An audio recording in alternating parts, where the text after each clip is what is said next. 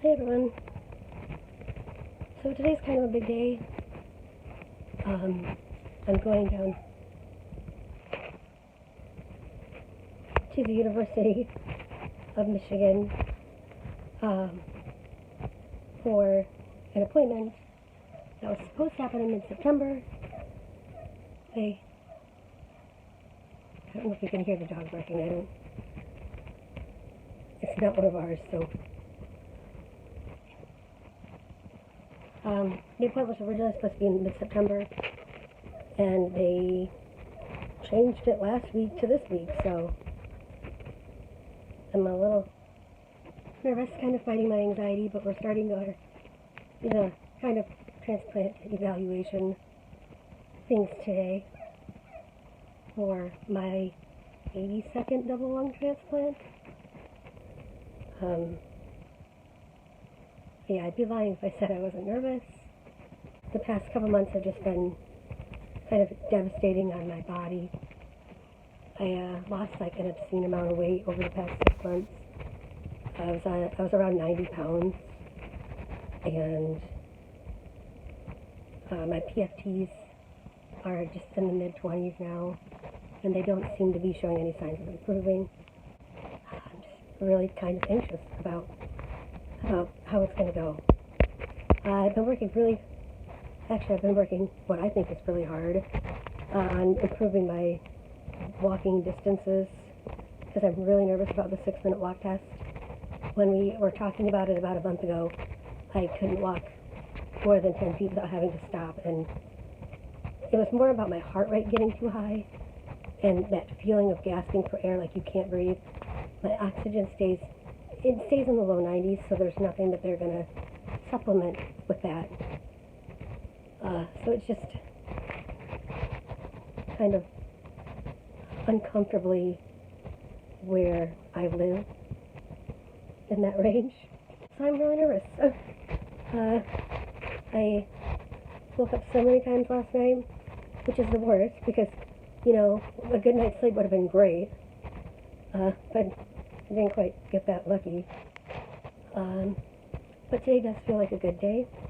Some days I wake up and I just can't breathe. My heart rate is already too high.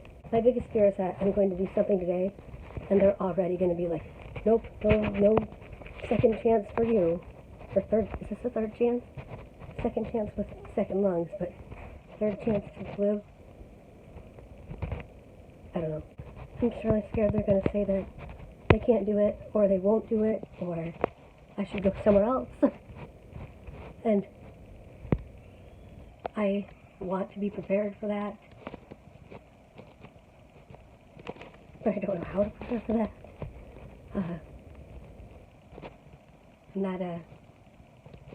I guess I'm not good with rejection. Ha! Ha! Oh my god, I'm so funny. We'll keep updating through the day on how things are going. At least I will try to. Wish me luck. If you're out there, even though you're seeing this after everything's already done, just a little luck. Just a pinch. A little pixie dust for me.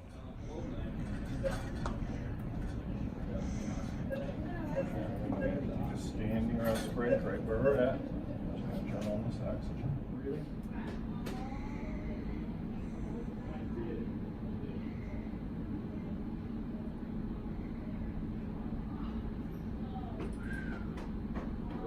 Big breath in.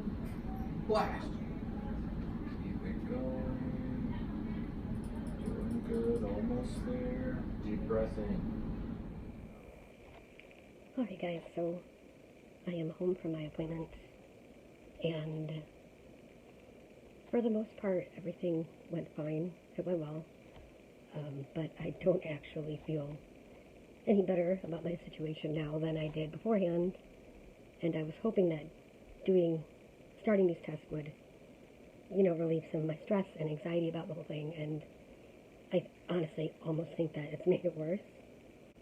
So I started off my appointment doing, I know I'm going to mess up the name. It was like an ambulatory oxygen assessment, or like something like those words in the title.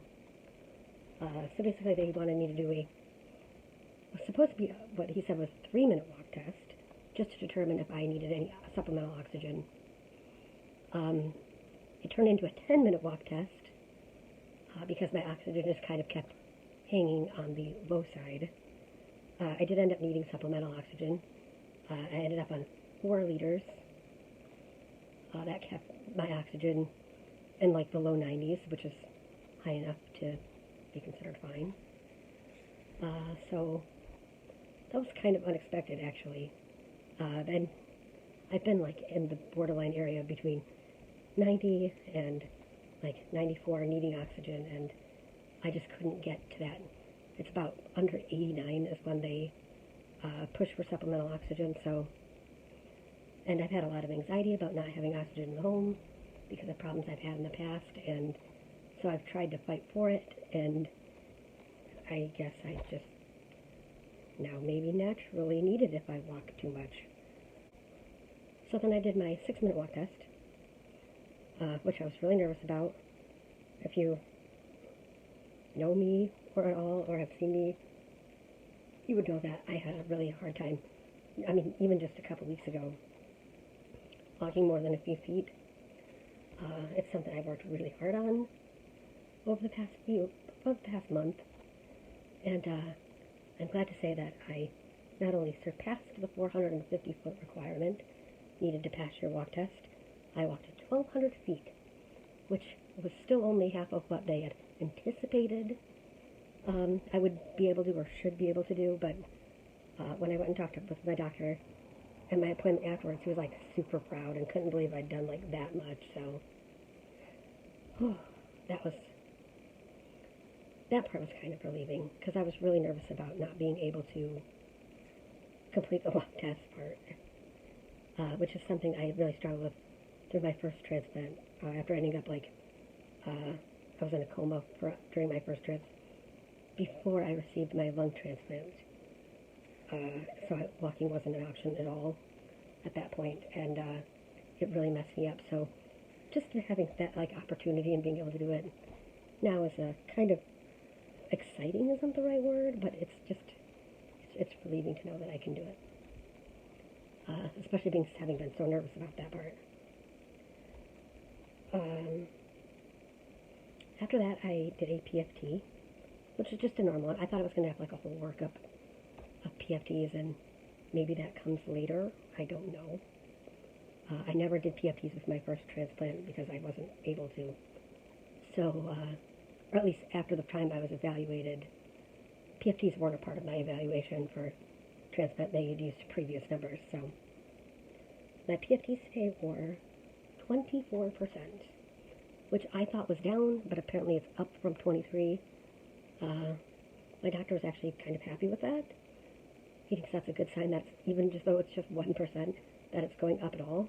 And he actually seemed pretty surprised that that was the case. So that's a good thing. The hard part was that the discussion of, in the next couple weeks, he is going to take what I did today and my past health history and go to the transplant board and present my case and find out if they'd be willing to give me a chance at a second transplant or not. And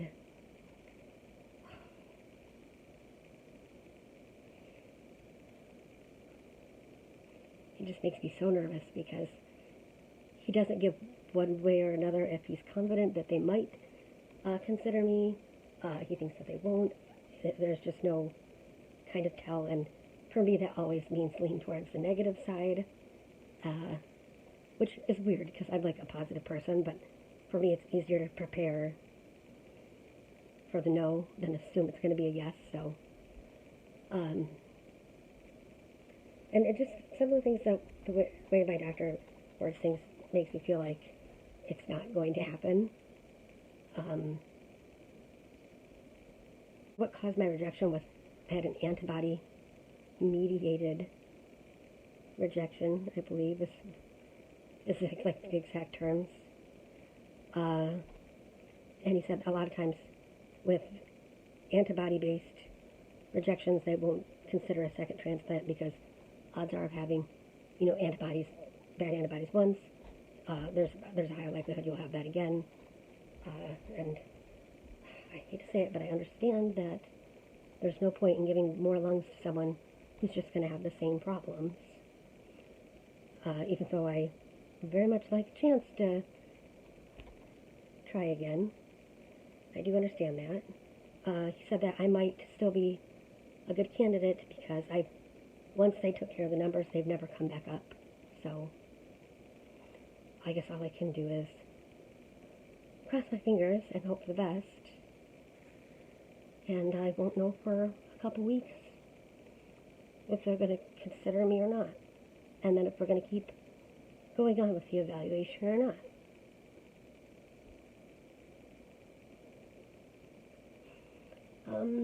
They did say that. He did say that if they won't do it there, that they will help me find somewhere that might. So, at least, worst comes to worst, I'm not completely abandoned in this attempt, alone, or I've got my team of doctors who are still going to be willing to help me. It's just really stressful. And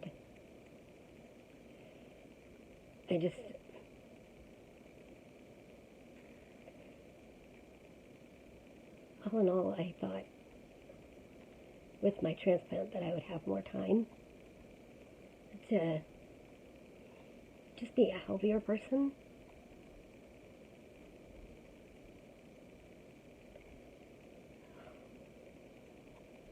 Sorry.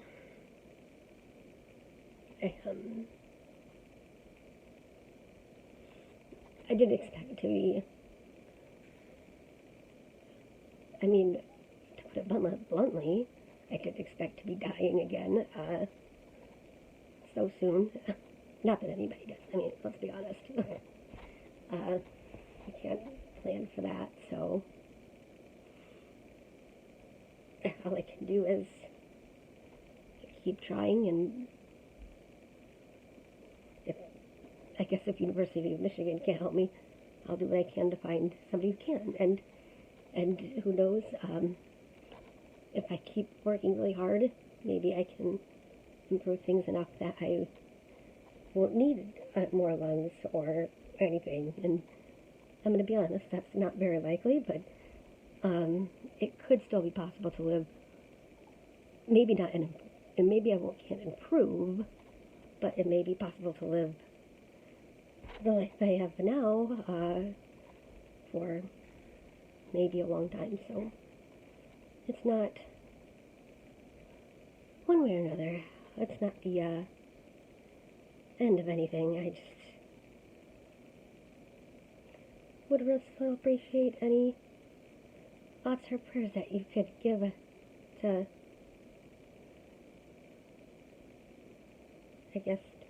help keep me alive. That'd be great. I would appreciate it. I still have a lot of things I want to do in life, and I am trying really hard. So that was how my appointments went today. The more I know, the more I'll share. So, and be on the lookout. I have a written blog I'm working on that'll be coming soon. That'll be way more in depth than my Facebook or even some of these videos. I plan on talking a lot about my first transplant experience and what it is really like to know you're dying. That sounds so depressing, but really I just want it to be used as more of a how to address these topics. Things you don't have to be afraid of or shy away from. So just things for people who are here in this situation. It's good to know someone else is there too. See you guys next time. Wish me luck, okay?